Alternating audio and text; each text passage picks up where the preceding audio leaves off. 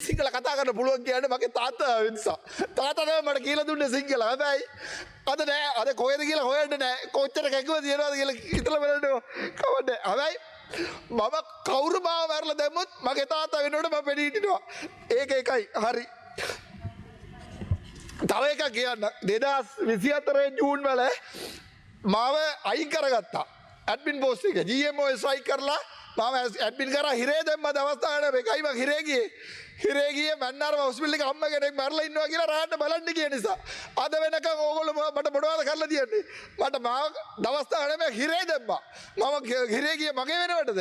නෑ ලෙඩ කෙනෙක් කිරි දීලා ඉන්නකොට මැරුණා. එතකොට මාව ට්‍රාන්ස්ෆර් කරා චාවචරි හොස්පිටල් එකෙන් මේකේ කවුද කලින් හිටපු ඇමති කවුද මේ කේලිය රම්බු කළ නෑ කේලිය රම්බු කළ වෙන්න බෑ මේ කේලිය රම්බු කළ හරිද එතකොට මම ආව පේරාදිනිය දැම්මා පේරාදිනිය දාලා ඉවරලා මම එක දවසක් අම්මා කෙනෙක් මැඩුවා කියලා හස්බන්ඩ් මට කතා කරා මගේ වයිෆ් මරුණා බබාට කිරි දෙනකොට කියලා එතකොට මම රැයට ගිහිල්ලා මන්නාරම හොස්පිටල් එකක බැලුවා බලපු ගමන් රැයට රාජකාරිය බාධා කිරීම කියලා දවස් 5ක් කිරේ පළවෙනි සැරේ මම මේ පාර්ලිමේන්තුවේ අන්ඩ්‍රෝ මාස දිසානායකගේ රැල්ලට විරුද්ධව ආවේ ඒ නිසා ඊට පස්සේ ආයේ හොස්පිටල් එක වංජා දූෂණ තියෙනවා කියලා මම ඩොකියුමන්ට් එළිය දැම්මා කියලා දවස් 14 කිරේ මතක තියාගන්න ඒ වයිරයි තමයි මේ පාර්ලිමේන්තුවේ කතා කරන්නේ හැබැයි ඒ කාලේ ඔයගොල්ලෝ මට මොකද කරන්න තිබ්බේ BOP කරන්න තිබ්බා මම දවස් 10 හිරේ BOP ගාලා නෑ ඉංගොරි වට්ටම් ගත්තා දැන් කවුරුද්දක් ඔයගොල්ලෝ ඉංගොරේ කරාද නෑ ලැජ්ජයි මම මේ පාර්ලිමේන්තුවේ ඉන්නත් කැමති නෑ